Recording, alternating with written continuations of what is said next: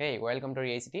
তো আজকে তোমাদের সাথে আলোচনা করব প্রোগ্রামের সংগঠন ও আদর্শ প্রোগ্রামের বৈশিষ্ট্য। একটি আদর্শ প্রোগ্রামে কি কি বৈশিষ্ট্য থাকা জরুরি, বা একটা প্রোগ্রামে কি কি অংশ থাকে যে বিষয়গুলো থাকলে তুমি তাকে একটি প্রোগ্রাম বলতে পারো, এটা আমাদের দেখার বিষয়। দেখো, একটা প্রোগ্রামে সংগঠন বা একটা প্রোগ্রামে কি কি জিনিসগুলো থাকলে তুমি তাকে প্রোগ্রাম বলতে পারো।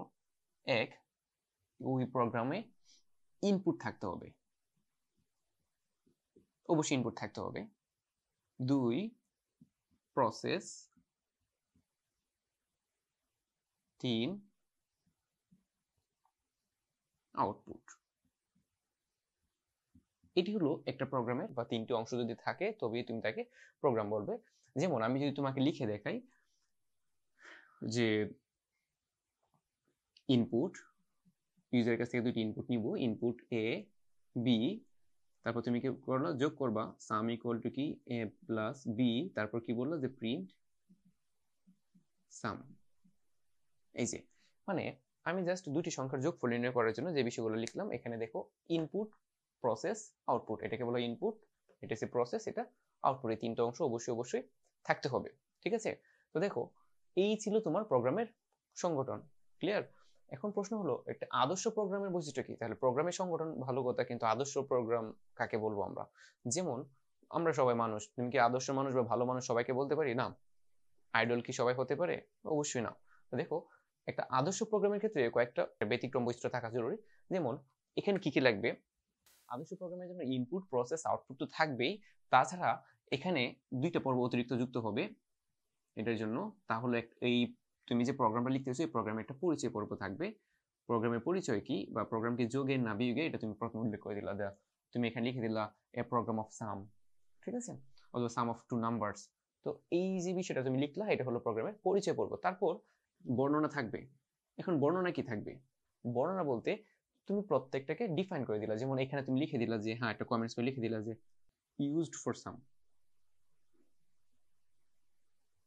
এই টাইপের। মানে প্রত্যেকটা পার্ট, মানে কোনটা কি জন্য ব্যবহার করেছো বা সবচেয়ে গুরুত্বপূর্ণ যেন অন্য একটা প্রোগ্রামার এসে সহজে বিষয়টা বুঝতে পারে, এই জন্য কি একটা বর্ণনা পার্ট থাকে, ঠিক আছে? প্রত্যেকটা চলকের বর্ণনা হতে পারে, কোন একটা স্টেটমেন্টের বর্ণনা হতে পারে। এইটা হচ্ছে বর্ণনা টাইপ, বর্ণনার বৈশিষ্ট্য। আর পরিচয় পর্ব বলতে প্রোগ্রামটা কি এটার বর্ণনা, একটা সুন্দর একটা ইন্ট্রোডাকশন দেওয়া ছিল পরিচয় পর্বের কাজ। তো এই ছিল প্রোগ্রামের সংগঠন। তবে আদর্শ প্রোগ্রামের ক্ষেত্রে কি কি বৈশিষ্ট্য থাকা জরুরি? দেখো, আমি স্ক্রিনে উল্লেখ করে দিচ্ছি আদর্শ প্রোগ্রাম বৈশিষ্ট্য। দেখো, প্রথম হলো প্রোগ্রাম অবশ্যই সহজ হতে হবে, প্রোগ্রাম সহজে বোধগম্য হতে হবে, প্রোগ্রাম যথাসম্ভব সংক্ষিপ্ত হতে হবে, প্রোগ্রামে প্রয়োজনীয় অতিরিক্ত লুপ ব্যবহার করা যাবে না, বা অতিরিক্ত লুপ ব্যবহার করে প্রোগ্রামকে কি করা যাবে না, বড় করা যাবে না। সমস্যা সমাধানে প্রক্রিয়াটি স্পষ্ট ও যুক্তিনির্ভর হতে হবে। প্রোগ্রাম সংশোধন, পরিবর্তন ও পরিমার্জনের ব্যবস্থা থাকতে হবে। যে কোনো সময় চাইলে যেন এটাকে সংশোধন করা যায়। প্রোগ্রামের কোডিং অবশ্যই ভুলবিহীন হতে হবে। ভুল থাকলে তো অবশ্যই আদর্শ প্রোগ্রামের বাইরে চলে যাবে সে। ভুলবিহীন হতে হবে। প্রোগ্রামকে অবশ্যই নেটওয়ার্ক সংবলিত পরিবেশে কাজ করার উপযোগী হতে হবে। ন্যূনতম সময় ব্যবহার, ন্যূনতম সময় প্রোগ্রামটি রান করতে হবে। প্রোগ্রাম অবশ্যই দ্রুত গতি সম্পন্ন হতে হবে। প্রোগ্রামের জন্য বেশি মেমোরি ধারণ না করে, মানে ন্যূনতম মেমোরি, ন্যূনতম সময় এবং ন্যূনতম মেমোরি ব্যবহার করতে হবে। সঠিক কাজের জন্য সঠিক প্রোগ্রাম নির্বাচন করতে হবে। তো এই ছিল আদর্শ প্রোগ্রামের বৈশিষ্ট্য, যে বিষয়গুলো থাকা জরুরি। তো আজকে এই পর্যন্তই। দেখা হচ্ছে পরবর্তী কোনো ভিডিওতে। সুস্থ থাকো, ভালো থাকো, আল্লাহ হাফেজ।